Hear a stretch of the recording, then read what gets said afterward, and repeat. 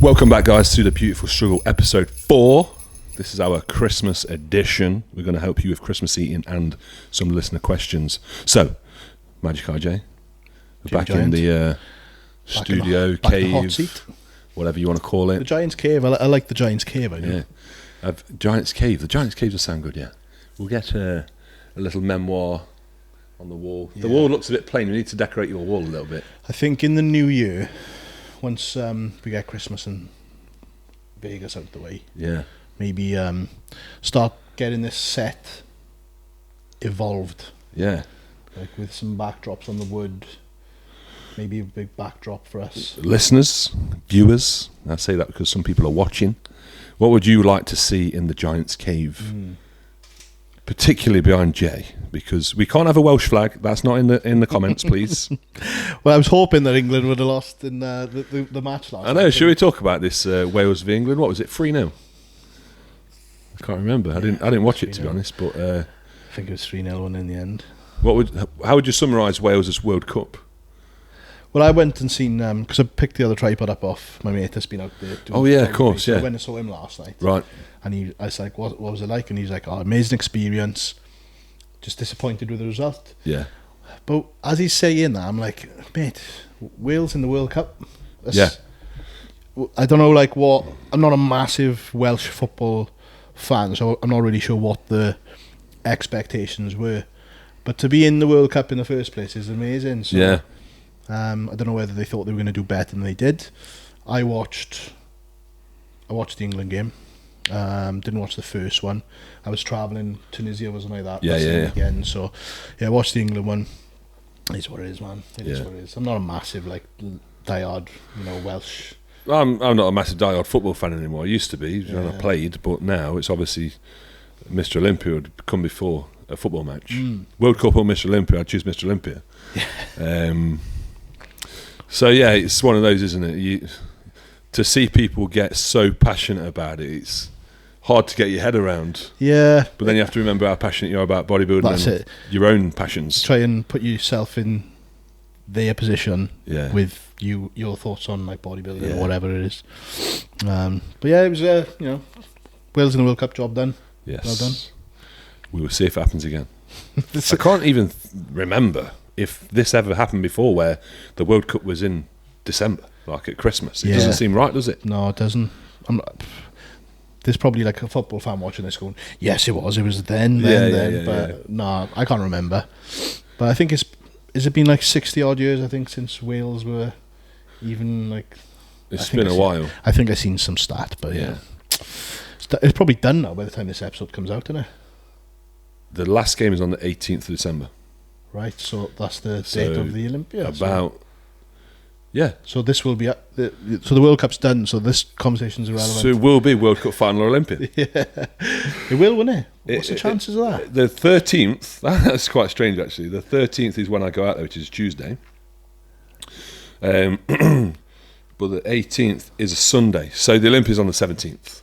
On Saturday night. Okay. So I can watch both if I wanted to, but I'll be in Vegas, so I probably won't. No, there's much better things you could be doing in Vegas. But England have through. They won 3-0 against Senegal, I think. Yeah, last night. Yeah. So that was the last 16. So it's the last 8 quarterfinals. Should be done. Yeah, I would have thought so. Yeah. Check us out, Jay. We're talking about football. What's going on? I'm just doing verbal nods, mate. Wales stick to rugby. Just a bit of giant advice there. Or bodybuilding, Or bodybuilding. There's some good Welsh bodybuilders. Yeah, with some good success in bodybuilding for sure. This is the Christmas episode then. So, what's the theme of said Christmas episode, would you say? Well, I think because coaching is such a thing now, majority of people watching this podcast will have a coach, I believe. Assuming that the majority of people that watch this podcast are into their training, fitness, bodybuilding. Probably. The chances are high. Yeah, chances are high.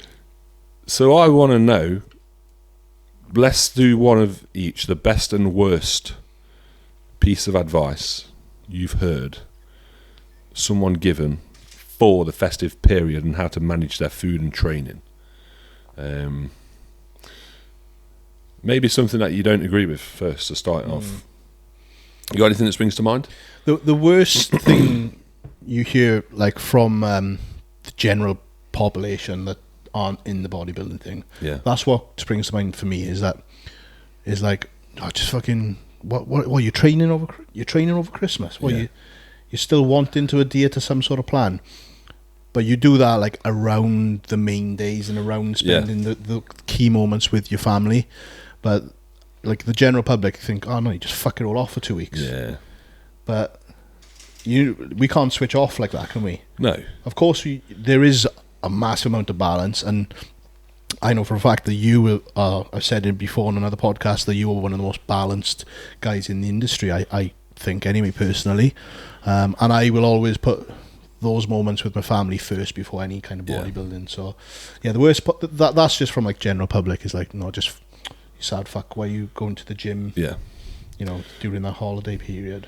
End of the day, we go back to stress all the time. I always loop back to stress and controlling stress and controlling someone's emotions. And if it makes them happy, training on Christmas Day, if that's what makes them happy, if they're not just doing it to pose in the gym on Christmas Day and pretend that they're the hardest worker in the room, then I'm all for it.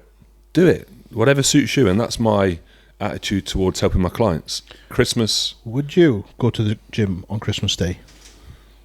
Not now, no. Would I have done that when... Two scenarios. Maybe when I was younger, before I had a family, and priorities are different. Yep. Or currently, if I was in prep, then maybe. But I think there's no excuse really for having one day off. There's not. You can't not have one day off. There's not. You said it yourself, you work around it. So you'd work around the day. Yeah. So you train on Boxing Day or you train on Christmas Eve. Christmas Day, of all days, is definitely a day where, if you have a family, it should be a family-oriented day, I believe. Oh, 100%. You can just switch off, have a day off. Yeah. Unless, of course, you're in prep, then you got to do what you got to do there. But yeah, you just got to have a day off. And yeah, but still... Who's got a show that's not till before March? There's not many shows before March from December. Yeah, the last shows will probably be the Olympia because they do an amateur Olympia. Yeah. Before the actual Olympia. Yeah, it's going to be 3 months until anything really kicks off past that date. So anybody who says they can't have a day off for Christmas, and again, if we're managing someone's stress and emotions, it doesn't have to be a day off. It could be a meal off. Yeah. Could be your Christmas meal off.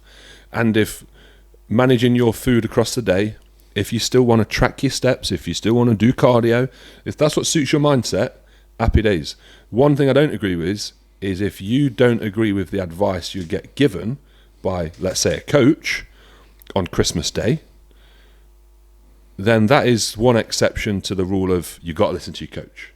I would say that if your coach isn't willing to work with you on what you want to do over the Christmas periods and how flexible you want to be, I would say that ring alarm bells for me that I'm not compatible with the coach that's advising me. Yeah. Because my personal advice to people at Christmas is almost, I wouldn't say have the week off, but I would say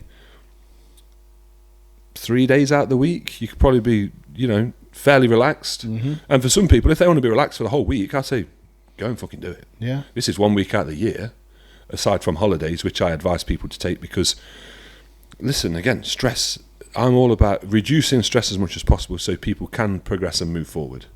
If stress is always up here, and especially at the times of the year where you should be taking time off with your family and friends and loved ones, if you feel like you can't because someone's advising you, one meal off, do cardio, do steps, one meal off, that's going to increase your stress levels. You're not going to enjoy any part of the year. No. So how's that then going to affect your progression? You're going to look back in like April, May, and you're going to think, fuck no, why didn't I just take that day off? Yeah. And is it really going to be surprising if your missus is pissed off at you? Yeah. And doesn't really support your bodybuilding journey? Because all they see is restriction and you prioritising essentially something before them. Yeah. Every single day of the year. So that's why you say, like me, about balance. I definitely believe that it's a give and take exercise with you and your family, because you have to show them that they mean something, that you care about their feelings and emotions. Yeah. Because at the end of the day, when all the dust settles after you've done this contest and you got your plastic trophy and whatever else, the people that you go home to are the ones that should matter the most. Yeah, and you shouldn't be like consciously thinking, I need to show them that I'm doing this so that I'm around and I'm present. You should automatically be fucking thinking, I want to be there and I want to be present and I want to be there for my kids or my partner or whatever, or my family. I want to be there and enjoying these moments. Because life's too fucking short not to enjoy those moments. Because before you know it, you know, especially the way the world's been the last couple of years, we've lost so many people. It's like, fucking hell, like, take a day off and enjoy those moments. And be. Jordan actually put something on his story just now about being present. He wants to be present. And I'm big on that. Like, it's like when I'm home like this weekend, it was like the camera and all the bullshit can be put to one side and just be present and enjoy the day of doing the decorations and all that stuff with the fam. So it's just about being there in the moment. 100%. You shouldn't be forced into that. No, definitely not. I mean, if you are forced into that, then there's probably an issue there with you even being able to be in a relationship. Or be a family person. Maybe it's just not for you. There's some guys that we see on socials which are robot mode, like 24/7. And then I do really think, and I feel sorry for them sometimes, because I think, fucking hell, you know, where is that part? They've got all this sussed out, but then where's that part? They're missing out on all this. I mean, at the end of the day as well, I look at people like that, people that are, in my opinion, too strict at certain times in the year. And I'll just come to the conclusion that, you know what, if it works for them, fine. But I'm still going to do me. I'm going to do what I believe in. I'm going to continue to use the stress management tool as a primary focus, and really like a significant part of my life, or significant part of attention in my life goes to managing stress. And this word stress is something that I think about every day. And I think about it in the terms of controlling it and minimizing it. And for me, I think there's too many people that put far too much stress on themselves to be perfect every single day. In the gym, in the kitchen, doing their cardio, their steps, their sleep. Oh gosh. People are so far too analytical for their own minds to cope, and then the progression suffers. And I encourage my guys to have time off through the year, holidays, etc. Like, for example, when a client will message me and say, Jamie, I'm going on holiday in a week's time, let me know what I can do to manage my food and what's your advice? One of them is, don't train. Let your body rest. Let your mind rest. Now, if someone's so conscious that actually not training stresses them out, then I'll let them train. But it's individual again. But my advice normally is, don't train, relax. Enjoy the time with your missus or family. Be present. I don't want to hear from you until you get back. I don't want to hear from you. I don't want no pictures. Some people say, I'll send you check-in. Don't send me a check-in. Because the advice is going to be, well, get back on plan when you're home. Send me a check-in with some accurate data from your training week, blah, blah, blah. You're on holiday, I can't do shit. Enjoy yourself. There's bigger things that go on in life than in moments, not all the time, but there are bigger things that need to take priority sometimes. One of my friends that I help out with coaching, and you know who he is when he watches this, if he watches it. Unfortunately, his dad's recently passed away. And I'm helping him with his plan and stuff. And within a few days of that happening, he was like, "Shall I check in on Saturday?" I was like, "What? Absolutely not." He's like, and then he said, "What do you think I should do?" And I was like, "You need to take time, mate." I was like, let the process be the process, the grieving and everything. I mean, if the plan is going to help you focus, take your mind off that, but you're still grieving and that, and you know you're not just burying your head, then fine. But with that initial like first few days, and it's got to the point now where he's like, he asked me my personal advice, and I said, "Mate, speak to me in January." I like, it's Christmas soon. Yeah. Take that time with your family, with what you've just been through. Got to. 100%, man. What's in terms of Christmas, are you a big Christmas fan? Or are you like the guy on your socks? Do you wanna get your socks? Can we up get the socks in? Can you get your legs up high enough? I'm not sure. Go on, mate. See which where you going with it. Oh, that's perfect. Look how fucking tall you are, mate. Just do the rest of the podcast standing up. See the Grinch socks, guys? What's that? Oh yeah.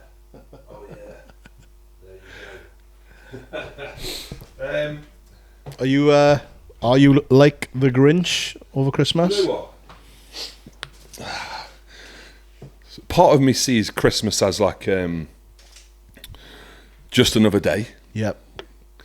Or just another rest day. But then this year, obviously this is the first year in the house, we went to buy the Christmas tree together because last Christmas or last November, early December, I was in Vegas, was training with Milos and getting beasted. Oh yeah. So this and Katie got the Christmas tree by herself. She actually went with my mum and got it. So this year I was like, we're going to get the Christmas tree together, like you did with Carla. Yeah. Excuse me. And it's actually fun because you're walking through the shop, the lights are on and the songs are playing. And then we was looking at Christmas lights for the house on the outside, and a guy comes up to us who works in a shop who is super, super passionate and nerdy about Christmas lights. Sounds like me. So there's just characters. Yeah. And then we buy the Christmas tree. We're looking at the Christmas trees in the back, outside. And then we get this super nerdy geek guy who's like a tree nerd. And the tree we buy says, yeah, this one's a really well-behaved tree. Oh, shit. Doesn't give off too much scent and aroma, and it won't lose all its pins. And I'm like, man, this guy's researched trees for his life. He loves it. So just, the whole aura of Christmas kind of started, and I was like, do you know what? This is going to be a good Christmas. And I put lights up on the house. Never, ever have I ever put lights up outside the house. I believe that. So I've been one of them, yeah. But the neighbours have got lights up, and I'm thinking, I'm putting fucking lights up. That competition sets in. It's not quite a competition because our lights are like nowhere near theirs. Okay. But we got lights on the house, and it just, there's a feeling of, I'll tell you what happened. The first night I put the lights up on the house, I knew Katie was going to come home from work, and I knew she would see the lights, and I'd be like, it just felt good. It felt good that we had lights on the house, and every time I drive home, and I'm like, yeah, we're ready for Christmas. It just feels different. That, the fact that you try, it is what you make it, innit? Yeah, 100%. So this year I'm feeling more Christmassy. Good. I'm a massive Christmas fan. Yeah. To the point where only a few years ago I stopped getting up at 3 or 4 o'clock on Christmas morning. Yeah. To open my presents. Oh really? Honestly. Wow. I'm talking getting my daughter out of bed. No. Waking my stepson up. Oh, who was like fucking 18 and probably only just got in from a night out on the piss. My mother's the same. Like me and my mother have always been like that. I remember being like, I was probably like 11 or 12. Parents separated, but we woke my dad up must have been 2 o'clock in the morning. Wow. To come up so they could obviously see me open both my, both of their presents. Shit. I'm bad with it, mate. I did notice, I think it was last year or the year before, that you all had matching pyjamas. So you're one of those, aren't you?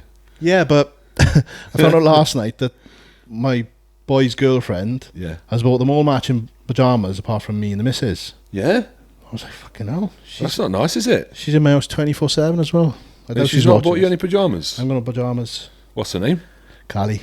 Callie, sort your shit out. It's not good. Sort your shit out or get the fuck out. It's not good. I tell you what, I would have matching pyjamas with Katie and Ella, but they got, Victoria's Secret's pyjamas this year. Like 70 quid. I'm like, I ain't not buying none of them. Yeah, we've had some stuff for Sienna from Victoria's Secret this year as well. They do next, don't they, Victoria's Secret? So I think that's going to set a new thing, that is. That's fucking money. Yeah. But, how old's Sienna? 14 now in April. Yeah. She's 14, Ella's 16.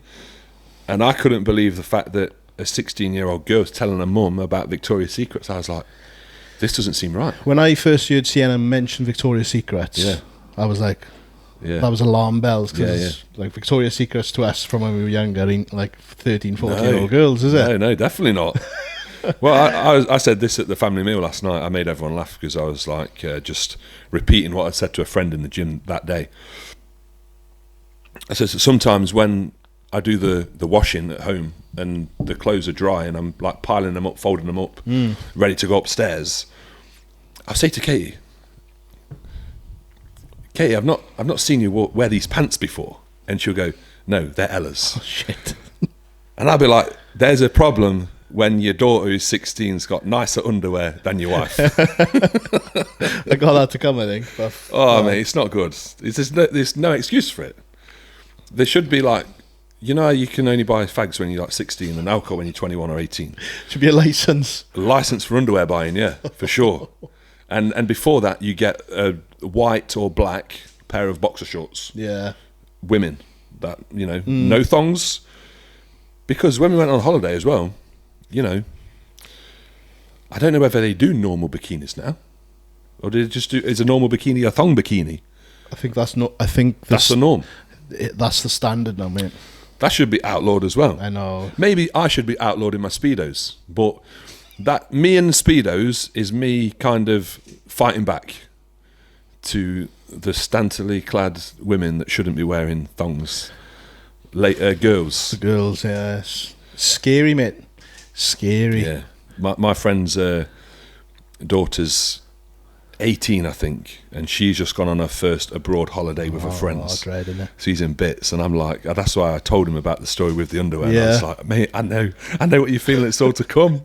It's weird, man. Just the boys and everything. I'm not sure if many people can relate to this conversation if you've got kids or whatever, or daughters, but God forbid, because it is. Since Sienna went to high school, that's where we've seen a big change. She's gone from like being my little girl to this young woman now, which Ella's probably been through as well, isn't it? Definitely. Yes, I'm glad I'm not. Well, I say that. Glad I'm not this age at that age at this time, and this generation. It's very different now, and I think the social media side of things affects the kids a hell of a lot. I mean, how many younger people do you see with their Instagram profile, and they might have one picture on it, because they seem to put pictures up and then delete them, which I don't get. No, I've noticed that. I don't get it, and that's a fascination with Snapchat, because the pictures are never present for longer than however many minutes or whatever they're on there. Just sums up kind of how the world is at the moment. Just how fast things go. You get done and go through shit. But I don't know if you noticed this with Sienna, but we go back to Christmas. Our kids, you'll ask them what they want, and they'll be like, don't know, don't want anything. Now, is that because they have everything they need, or is it more because they spend so much time on technology that they feel like they don't need anything else? They can't think outside that box. Yeah, it's probably that. Yeah, it's probably that. What this year's been mostly like clothes and a bit of makeup, but she hasn't really said like I want this and want that. There's no been main big presents at all. It's difficult, but you know, my boy, we've bought him like two main presents. Yeah, it cost the best part of £600. Yeah, and one of them is like a little fucking card holder. Yeah, I think it was Gucci or something. Yeah. And what was the other? Pair of trainers. Yeah, like 600 odd quid. I was like, that's you done then. Yeah, I didn't know what to get Harley. He won't listen to this podcast, so it's good. There'll be no spoilers. Same year with Cam. Yeah. Katie said could get him PlayStation 5, but they're sold out everywhere. And I was like, oh shit, didn't even look into it.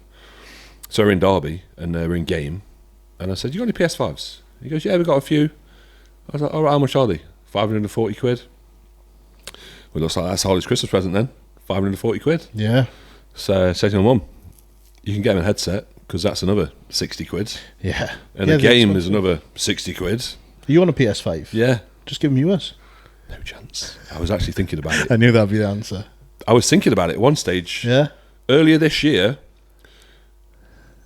before I got in deep prep, I realised a point in my coaching and bodybuilding where I felt that the PlayStation and the time I was spending on it was being counterproductive to my focus and energy for other things. Yeah. Like, if I had half an hour to do some self-study, research into, I watch a podcast to try and learn from it, I was going on the PlayStation. So my self-study time, which I could listen to a podcast for 2 hours a day if I find a good one and try and extract information from it, that was just like diminishing completely. Because you were too busy getting being so focused on the kill streaks, and not dying. You were deep in that at one point, weren't you? Warzone, it's terrible because it's very hard. And when you're the type of people we are, where you're trying to get better at something, which is bodybuilding, really, trying to get better at it. Yeah. Trying to improve, become bigger and better and blah, blah, blah. I think that maps across to all other walks of life as well. So playing the computer, if you're shit at it, you don't stop playing it. You do the opposite. You have to play it more. Yeah. You go all in on it. Yeah. Whereas other people, they're like, if they're shit at something, they'll just stop, like, fuck, stop that. That's not for me. Yeah, it's a bit of a catch-22 having that kind of attitude and drive towards things, I think. Yeah. It's like, this podcast. Yeah. We could have happily jumped on Zoom and did something, and it might probably guess maybe the same traffic. Yeah. But it's not what we want to put across. It's, we want to have the higher end. Yeah. The bar that we set ourselves is so much higher than the norm. Yeah, so, definitely. So it's a catch-22, I guess, if it's taken away from other stuff. I think that goes back to society at the minute and what we were speaking about with social media and kids being happy with technology. Nowadays, it's too easy for people to be lazy. Like, when you was a kid and I was a kid, we'd know everyone's phone number. Yeah. Everyone's phone number. I could tell you 50 people's phone number off the top of my head. Mobile numbers, home numbers, blah, blah, blah. I still remember my landline number from when I was like 10. Yeah. Now, I impressed myself this morning and I said to Katie, that's really good, isn't it? It's really good. I was looking for her appraisal and like congratulations that I remembered her phone number. My wife, I've been with her 10 years and I remembered her phone number and I was fucking happy about it. I was like, wow. That just shows how lazy we've got because we've got these devices. Shouldn't be a big deal, should it really? No. But it is. But we took, the point was, I always go off tangent, as you know, forget what I'm really talking about. But it was people being lazy. So there's not enough people willing to make the extra effort now. Where, it's easy to do Zoom, but it'll look better if we do a studio setup. Yeah. And, Jay's travelling every week from Wales, making that commitment around busy job and trying to factor in your meals and your training at the same time. But it's the end product. Yes, it matters. And I know we joked about it on the first podcast where I said, we didn't want to jump on any old Zoom and do a podcast like that. Yeah. But it's just the end product really does matter. And hopefully, it'll keep going. And, you guys that are watching and listening, because obviously the audio is decent as well. Yeah. Respect the fact that we are putting this effort in. Yeah. I think a nice segue, is it Sedgway or Segway? When I've been editing these podcasts, you keep saying Sedgway, but it is actually Segway. Segway. So nice segue. Yep. Is a Sedgway the things that you stand on and they got wheels? That's also a segue. I think you've actually made the word Sedgway up. So put it on one of your t-shirts. I think I forgot the segue. No, the segue. Do with a Sedgway. Or Sedgway. Put in the comments, is it Sedge or Seg? Right now. I don't know if I've asked you to like it yet, but like it just because I'm stupid. The segue for that is environment. The environment's key. Yeah. I had a chat with one of my clients from Wales, Joey, if you're watching this. Big Joey Farrell. Yes. I hope you're still in Tenby killing it. We're speaking about environment because Joe's got an insane amount of potential. Yeah, crazy. But his off-season so far, he knows, has been suboptimal, to say the least. Right. He has got a bit of extra body fat on there than we would have liked. But anyway, we're in the position we're in now, and he still looks great. But it's still been suboptimal. He still could have made more progress. And the key factor to that inability for the large part to make that progress and lock into a routine has been his environment. And the fact, this is a good one as well, he doesn't drive. So he's not got his independence. He has to go to the gym when his missus goes to the gym, or catch buses or walk. So obtaining a level of independence by pulling your finger out doing your driving test, yes, sir, is key. Yeah. If getting your driving license can open up doors to make your life less complicated and more flexible, then that is worth doing, right? Yeah, 100%. We had this conversation on the way up today. Yeah. Yeah. There you go. It's should have happened twice. There you go. There's no excuses now. But he's been in Tenby for like the last 10 days, and he's not missed a meal. He's been training like an absolute mental case, in a good way, and he's been living the bodybuilding lifestyle. So the reason why I wanted to make a point of this is because obviously January is fast approaching now, and people will be looking at where they choose, essentially, their training environment for the next 12, 18, 24, however many months. Or maybe, for some people, the next week. If that. Yeah. But the environment that they choose is key to them staying or going. Massively. The guys that give up are the ones that probably chose the wrong environment for them. Yeah. So if you are a guy with, or a guy or a girl, you know, guys I use in terms of both male and female. Both, yep. If you are someone with low self-confidence, you don't really want to go and put yourself in an old school bodybuilding gym. It's perhaps not the best place where there's meatheads around you that you're probably going to feel more self-conscious than maybe a 24-hour pure gym. Yeah. Where there's a lot of people on the same resolution bandwagon. Yeah, or even one of resolution, not revolution. Resolution, yeah. Or even one of those like boot campy gyms where it's all fun and there's a lot of energy and stuff. Yeah. That's because I know just from personal experience with Carla, with the gym she used to train at. Yeah. Now she's obviously come to the gym with me and that, but when she first started and she wanted to get into it, it was one of like the boot camps where there's a bit more of a family environment where it's a bit more fun and, like I said, energy. That's the type.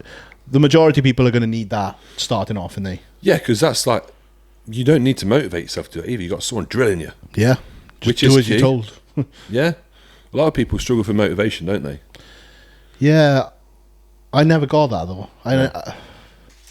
But that's because we enjoy it. Yeah. A lot of people don't enjoy training. Because I've viewed, you know, when people, how do you get motivated? I think we've touched on this previously, and we... Yeah, I just don't... I don't know. It's a topic for another day, I suppose. But yeah, it's the motivation thing. It's got to come from somewhere, and if that comes from feeding off your environment, then that's where it has to be, innit? Yeah, yeah. And then hopefully that mutates. Shout out to Mutant. Yeah. Mutates into becoming, you know, your own self-driven motivation. Hopefully that can, because that's where I think I've peeled off from there. Yeah. I think instead of having like resolutions as well, and resolutions really are goals, but you've got to look at them as goals. So what are your goals? And don't set goals like, I want to quit smoking, I want to quit drinking, I want to quit vaping. Yeah.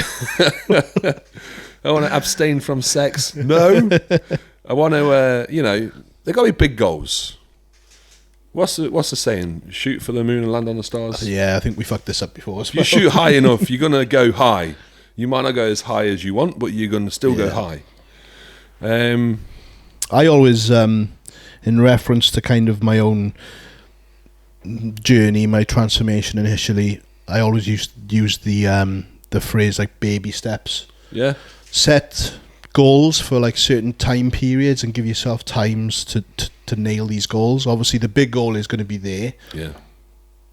I don't particularly agree with, especially if you're coming fresh off the bat into like a transformation or getting in shape, the big goal of being like shredded and on stage. I think that end goal needs to be there, but it needs to be kind of just there. Yeah. And then have these set points and these milestones to get to, which will, those adding up will eventually take you there, but, you know, don't run before you walk in, or whatever the saying is. Yeah. I think that's a safe way. Yeah. There are going to be people that can go, right, I want to be fucking peeled out of my mind in July, stepping on stage, and they'll start January 1st and they'll nail it and they'll be on stage. Yeah, there's definitely people that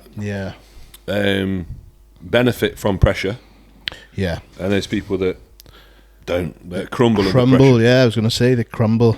So it's just understanding what type of person you are, isn't it? Yeah. Not putting pressure on yourself to do it if you that type that's going to crawl into a hole. Yeah, and think back to other circumstances where you've had like these deadlines. Even it comes down to like looking at your job situation. If you've got these deadlines in work that you need to nail, and you've used that as the fire to get you to hit those deadlines, then chances are you're probably going to be quite successful in reaching that big goal straight off the bat. But if you're someone that is a fucking mess in work trying to nail these deadlines, then maybe I need to just take it a little bit slower.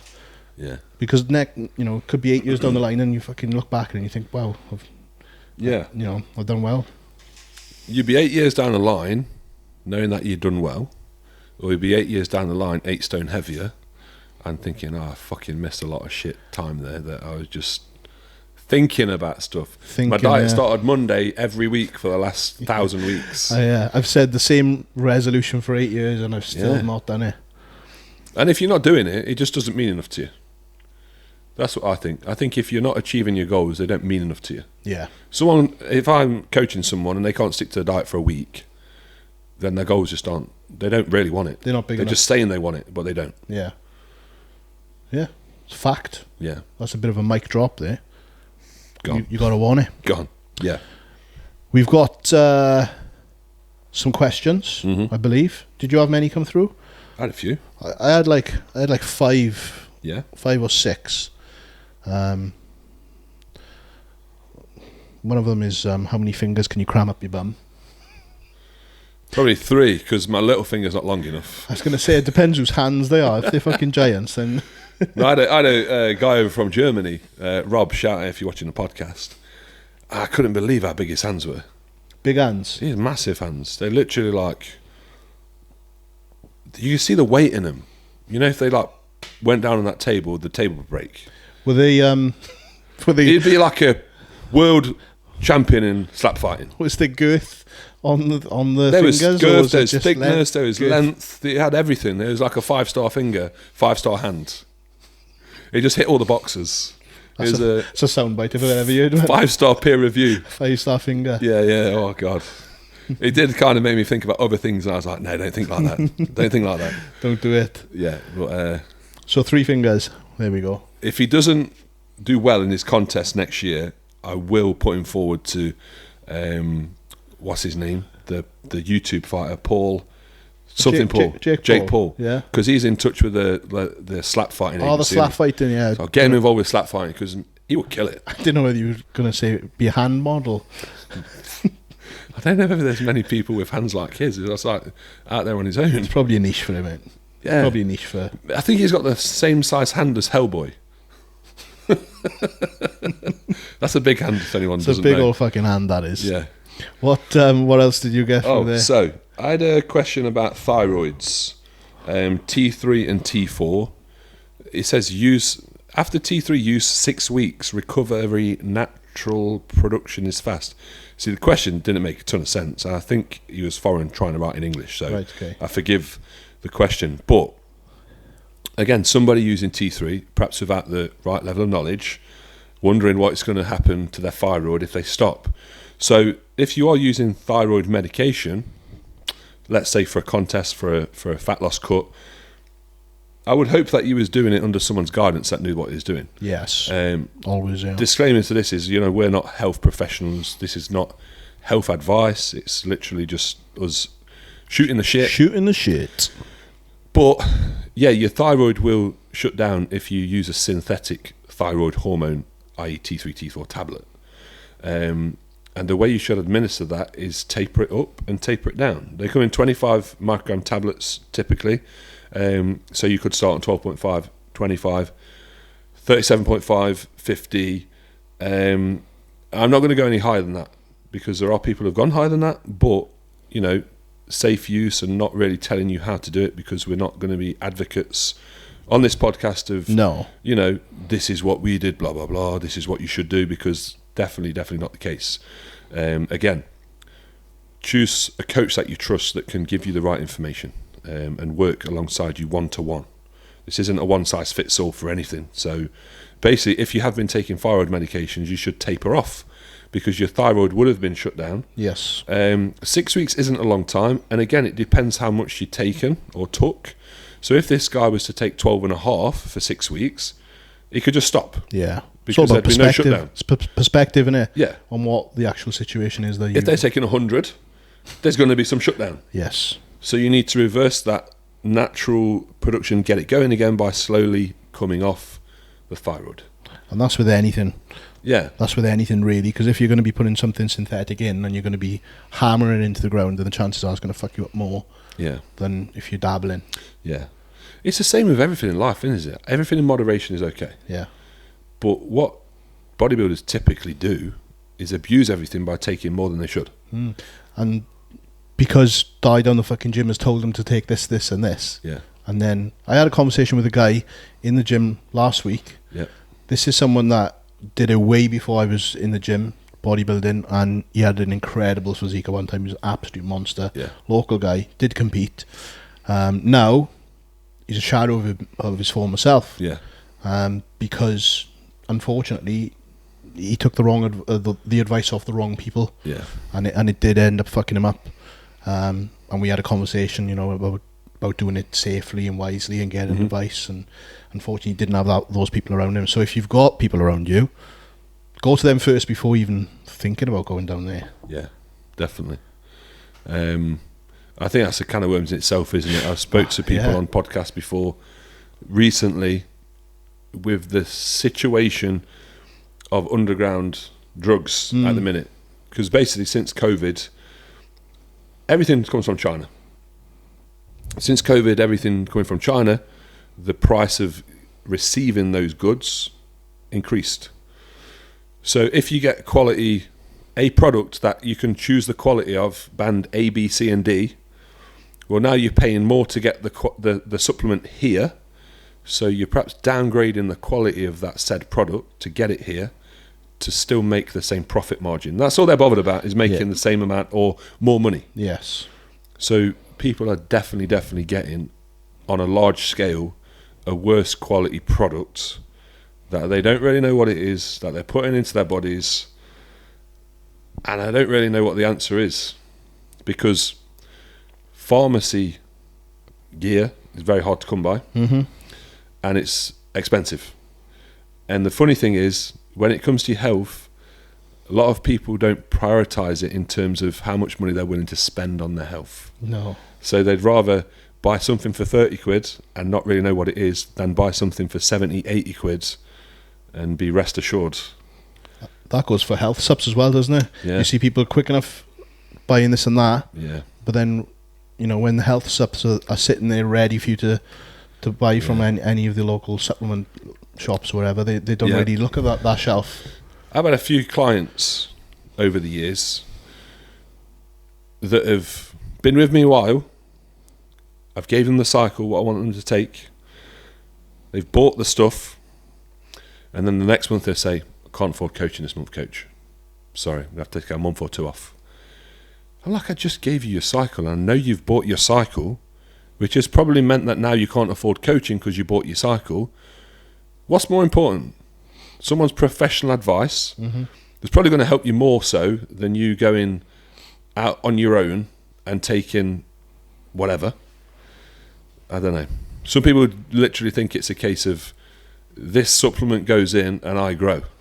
The chances are the money they spent on the gear, if they just carried on coaching, they definitely would make more progress with the coaching. Exactly. Than spending it all on gear and just doing whatever they think is the right answer to that. It just told me a lot about the particular person that they were. Yeah. By spending the coaching money on gear. Yeah. They should have said their feedback for that check-in, coach, I can't afford the cycle this month. I'm going to have to wait till next month for the cycle, but we're still carrying the coaching. That's the way it should have happened. Yeah. But everyone's always so eager to... The easy route. Yeah. Or the put that inverted commas, actually, the easy route. Supposedly easy route, it's probably not going to end up being the easy route. Definitely not. A couple of questions. We've got... does intensity matter on a workout? Of course. 100%. Simple as that. Yeah. Goes back to what we were saying earlier, or was it on the last podcast? I get confused, but people training too perfectly. Yeah, last podcast, yeah. Less load, more precision, but in essence, less intensity. Yeah. What's going to get you more results? I think it's a more intense approach with more load, with slightly less perfection on the form. Someone actually wrote. I remember on the YouTube. I'm going to get it up while I look for it. There was a comment about.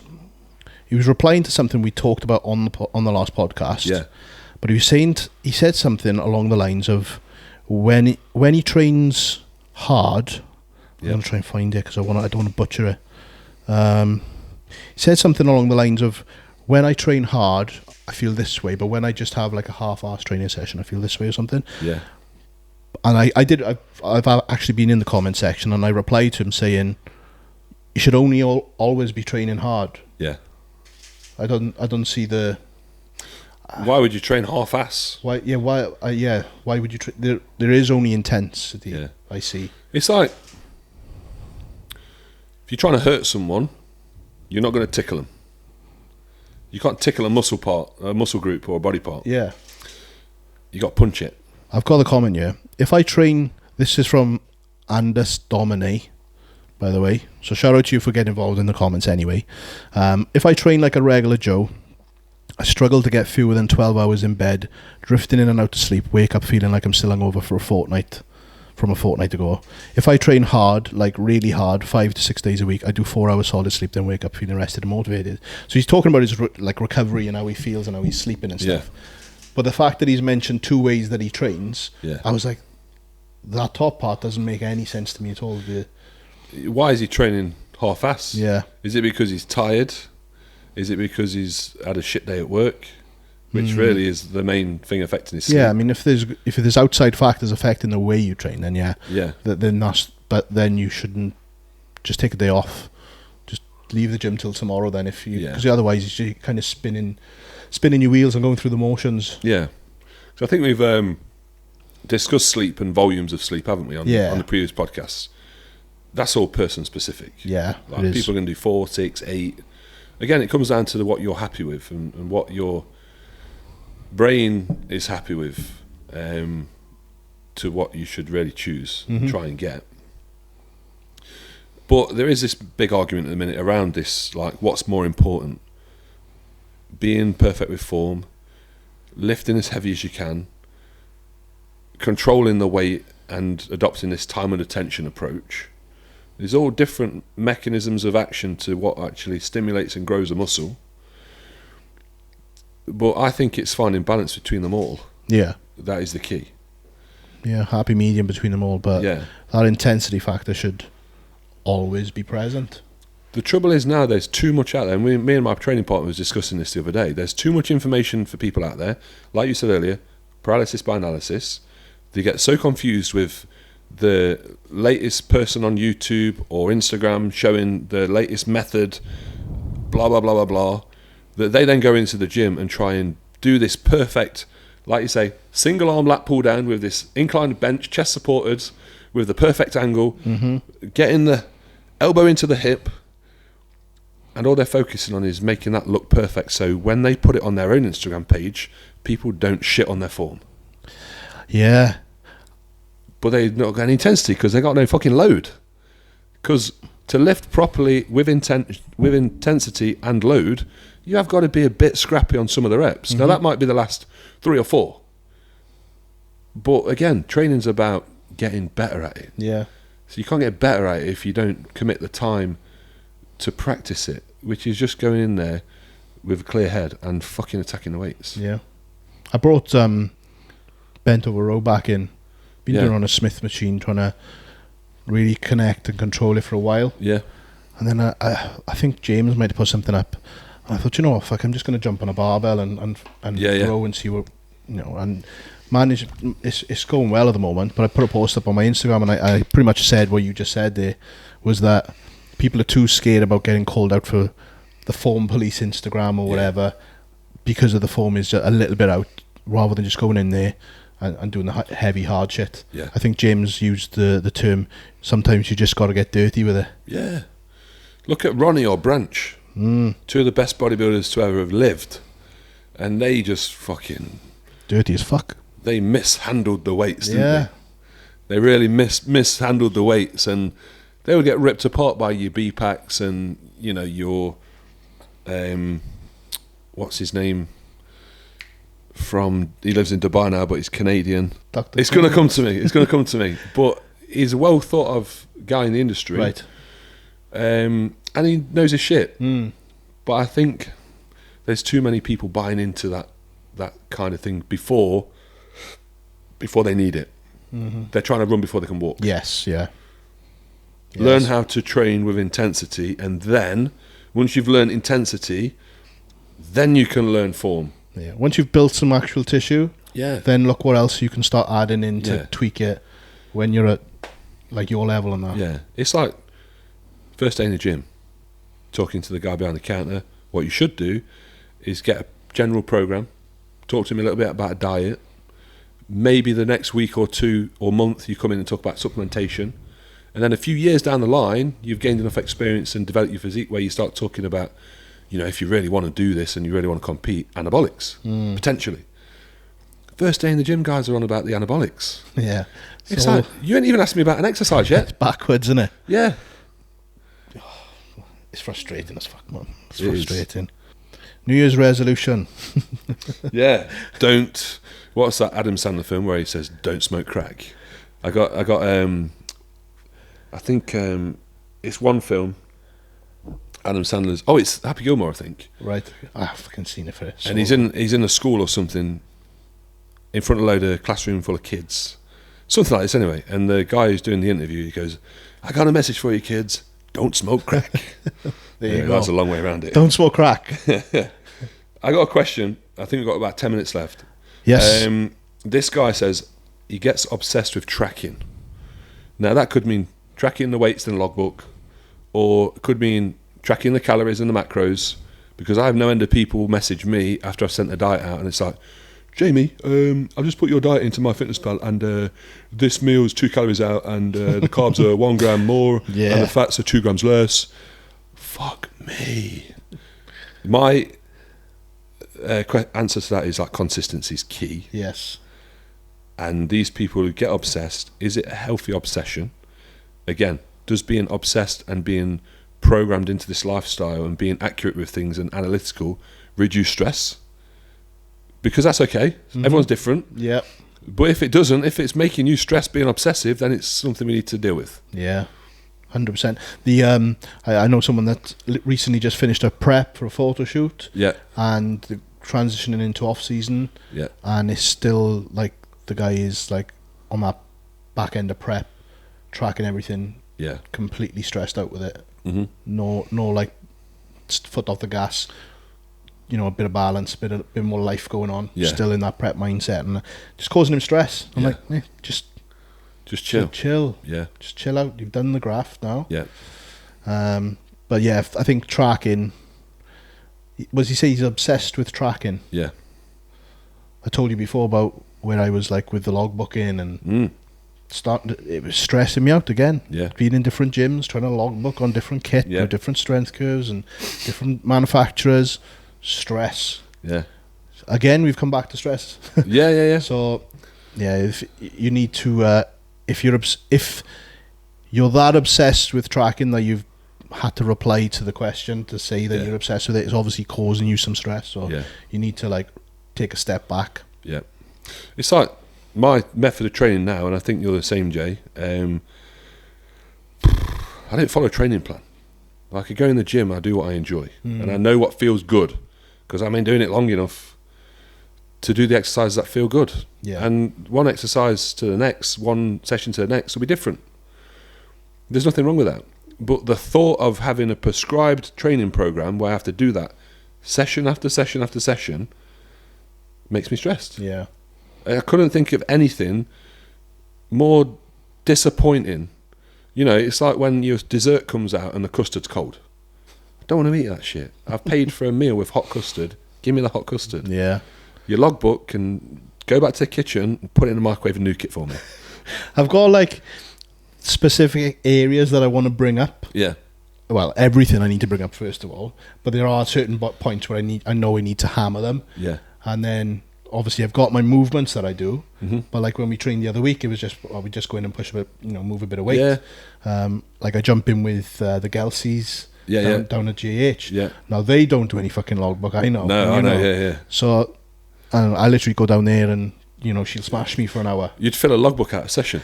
Yeah. It's like 1,000 reps here. Pad for every session. Yeah. But it's you get smashed there. But then obviously when I'm on my normal training regiment or whatever, I'll have my certain movements that I want to do because that I know that's going to bring up that area, and then I just go to town on it. Yeah. But I'm not fixated on it's got to be that rep range or whatever.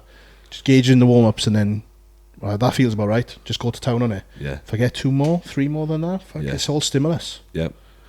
Your body doesn't know, does it? Exactly, yeah. Your body doesn't know. You can definitely make...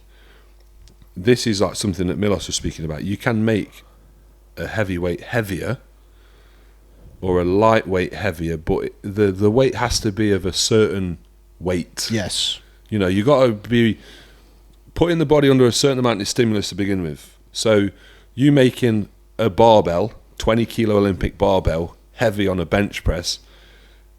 If you're an experienced trainer and your 1 rep max might be 180 kilos, there ain't no way you're going to be making 20 kilo barbell stimulate the muscle enough for it to be damaged and grow. No, it's all relevant to the individual, isn't it? Yeah, exactly. Strength, strength to how much the weight is on the bar. Yeah. Like, if you do like 30-second reps with 2 kilo dumbbells on side lateral raises, you're there all day. There used to be somebody, when I joined Ilkeston Gym, before I owned it, so we're talking like probably 10 years ago. Now the Giant Slayer. The Giant Slayer. Opening which will be a sick environment for 2023. Looking forward to it. Believe. There used to be a guy that did just that. He would choose the lightest dumbbell and he would literally do 30-second time on attention reps, positive and negative. So his 1 rep would be 1 minute. Wow.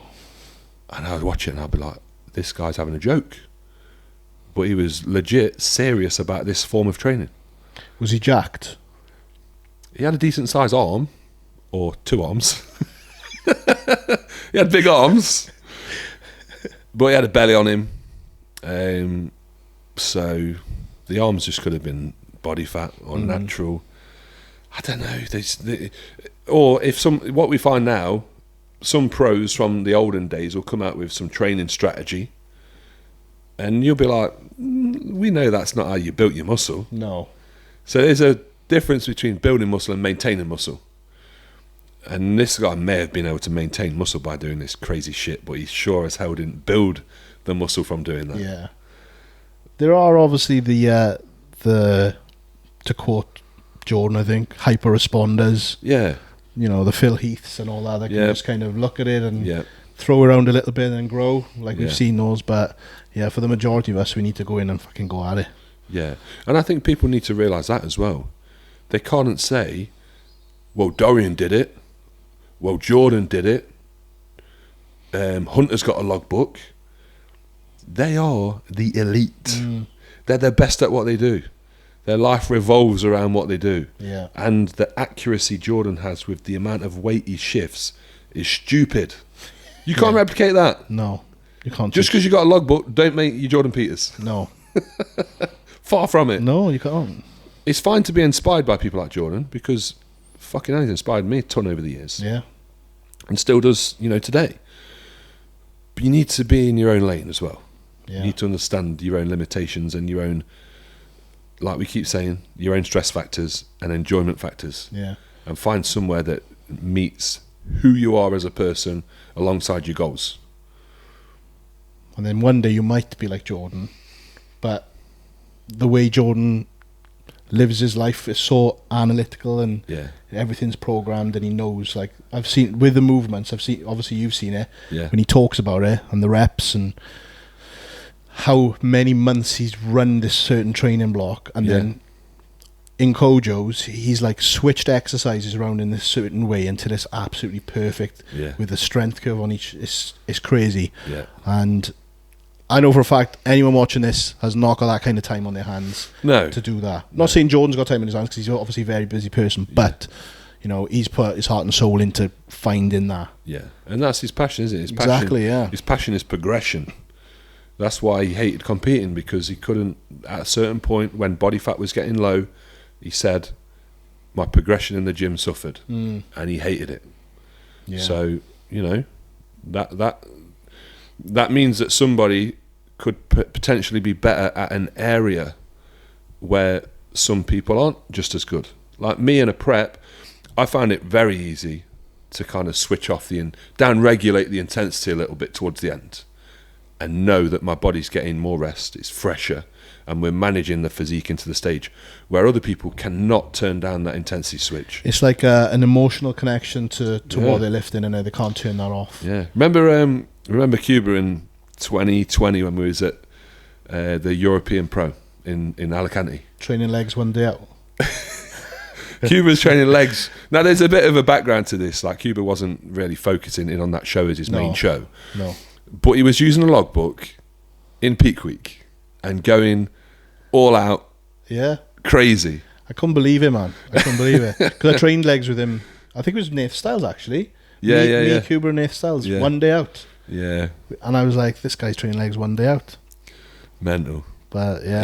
I don't think he'd advise that to any clients of his. But that was just something he did for himself. But obviously, going back to people getting emotionally attached to progression and logbook training and the particular style that suits them, you got to kind of just let them go with that. Some people, some clients. Yeah. People watching, hopefully they can learn from this that there's definitely not one size, and that if they don't agree with something that they're maybe being coached, that maybe, you know, this is not bad-mouthing any coaches, but certain coaches are good for certain athletes. Yeah. You need to find a coach that is accustomed to your way of thinking and who you connect with. Because I'll be honest with you as well, people will look at me on social media and they think, oh, I like Jamie, he's funny, he seems down to earth, etc., etc., etc. But as a coach, I might be completely different. Yeah. Because my coaching hat is my business hat, and I'm now being serious because I'm serious about their progression. So I'm not going to be the laughing and joking guy. I'm not going to be in your DMs. We're not going to be back and forth being friends. Yeah. Because I'll be honest with you, I've not got time for a lot of friends. So that's my business. Mm-hmm. You are essentially part of my business. Yeah. The people, I know we were over an hour now, I think, but the people kind of get that, think you buddy kind. I think they learn quite quickly that yeah, they're going to get a certain amount of response. If it's about coaching, their goals, their diet, their training, they're going to have me. Mm-hmm. I'm their eyes and ears and the guidance. But when it comes to small talk and anything over and above that, just haven't got time. Yeah. So I will make that clear quite early on, or they'll realise, which I think is a good thing. And I've had some people leave. I had one person, I'm sure he left because I didn't follow him back on Instagram. But at the time, I was getting my followers down on Instagram because I learned, again, we go about social media and how stressed out we can get over that. I learned that the amount of people you followed affected your algorithm. So it was a good idea to follow less people, especially if you're not engaging with the people you follow. So I got to a point where I was following like 2,000-3,000 people, and I still think I followed 2,000 because I couldn't be asked to go through them and delete them. Yeah. But people don't understand what level we're kind of trying to do the social media to. Mm-hmm. I mean, I had a client yesterday saying, "Can you just repost this for me?" And I've stopped reposting everything because your story gets junked up with shit, and no one wants to look at it. Just so then your story view starts dropping down, and essentially it's affecting your business. Yeah, it will. Because when you come to try and sell a package for your photography, your videography, or for myself and yourself coaching, it doesn't get the views. Yeah, it gets swallowed up in all the other fucking posts that you've done. And also it comes back to the environment thing that we were talking about as well. Mm-hmm. If you're following people that you're not really getting anything back from in a positive way, that's also going to neg you out with the environment. So you're following certain people and all they're posting is negative shit. That can, like, before you know it, you don't realise it because you're just scrolling. Yeah. But then after you've seen about 7 negative posts, that can have an impact on your day. Yeah, definitely. 100%. I've got one last question. I don't know if you have, but I got one last one to finish up on. Go for it. Would you rather have no finger or never be able to hear again? I'm not sure if he means no finger up the bum, but we'll go with no finger. What? No. It's from A-Sheps. I think he trains in your gym, doesn't he? Yeah. Would you rather have no finger or never be able to hear again?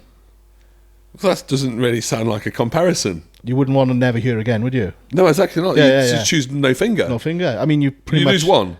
Just one finger, yeah. Alex, that's shit. Alex, that must be a mistype. Can you imagine having no hearing? Oh, that'd be terrible.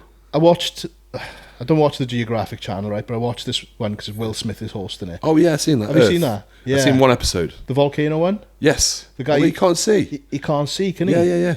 Imagine crazy. that. I didn't realise that, and I was looking at him and I was thinking, he looks a bit funny. But it's his eyes, obviously. Yeah, it looked a bit off, didn't he? But when I learned that he was blind, I was like, oh shit, I feel bad now. Yeah, but it was like, obviously it enhances all your other things, but I don't know why I thought of that. Cause it did sound like the ocean as well, that's what I thought. Yeah, mad. Yeah. There's two at the minute. There's Earth with Will Smith in it, and there's Our Universe and Morgan Freeman. Oh, Morgan's He narrates it. Yeah. So it's like Morgan Freeman versus David Attenborough. The voice of God. Whoa, he's a good decent. Good voiceover. Are we wrapping this up there? Yes. I just want to say, if Machiavelli Motivation listens to this podcast, because I know he follows me, and we had some good times in Dubai, you need to do a Morgan Freeman voiceover. Yeah, we've actually been going back and forth because he's used a lot of my videos recently. He actually, I think he used the one we filmed, the coffee, because he messaged me. Yeah. He was like, "Do you film everyone in the UK?" I'm like, I'm very fortunate to film with a lot of the guys, because he's been using my footage and he asked my permission and stuff. So yeah, we'll have to do a collab. We'll get some cool training footage of him, and then we'll have Morgan Freeman narrating about happy days. I just realised, well, to finish this off, I've gone through 2 podcasts without needing a piss, but I really need one now. So we'll wrap her up there then. Merry Christmas to everyone that's watched this one. Yes. Don't be a Grinch. Don't be a Grinch, and don't do crack. And peace out. Peace.